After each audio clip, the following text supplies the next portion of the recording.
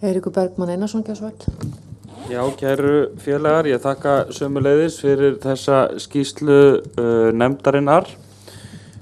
Ég eins og margir aðrir fylgjandi því að landið verði gert að einu kjördæmi, enda minna heldur en flest venjuleg kjördæmi. Það var allavega flestir sem lýstu því yfir í kosningabaráttunni ef ég man rétt, og það kemur líka fram sem krafa þjóðfundar, þannig að það er kannski eðlilegt að ganga út frá þeirri tillögu allavega svona í grunninn. Varðandi þær hugmyndir sem hér hafa komið upp einhvers konar tvískipt kerfi, annars vegar landskjör og hins vegar kjördæmakjör í litlum kjördæmum, að þá verðum við auðvitað að horfast í augu við það að það býr til misvægi í flokkakerfinu. Það kemur þá inn misgengi í flokkakerfinu sem að hyglir stóru flokkunum sem að munu sópa til sín þingsætin í smáu kjördæmanum meðan að minni flokkar geta átt möguleika í landskjörinu. Þetta breytir auðvitað valdajafnvægi í landinu og færir völd til hins stóra á kostnað hins smáa. Alveg eins og að Silja Bára lýsti líka í sinni ræðu að þá miklu minni fjölbreytni yfirleitt sem kemur út úr smáum kjördæmum heldur en stórum, og þetta þurfum við auðvitað að varast. Ég skil held ég mæta vel þau sjónarmið sem Ari Teitsson og fleiri mæla fyrir varðandi það að gæta að hinum veika við breytingar á kerfum, og það svo sem alveg rétt.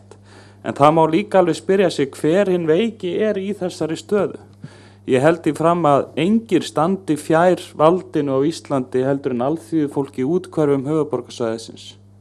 Það það fólk þar sjást þingmenn sjaldnast.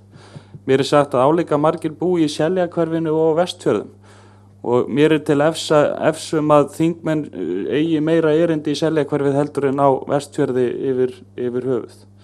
Þannig að þetta nú eitthvað sem við þurfum að taka til athugunar, og svo það í sjálfu sér ekkert eðlilegra í mínum huga að skipta kjördæmum upp eftir landshlutum heldur en öðrum markalínum fólks. Eins og til að mynda stöðu að öðru leyti, eða skoðunum eða hverju sem það kjördæmaskipting ekki bara landshlutabundin, heldur getur hún verið bundin öðrum þáttum.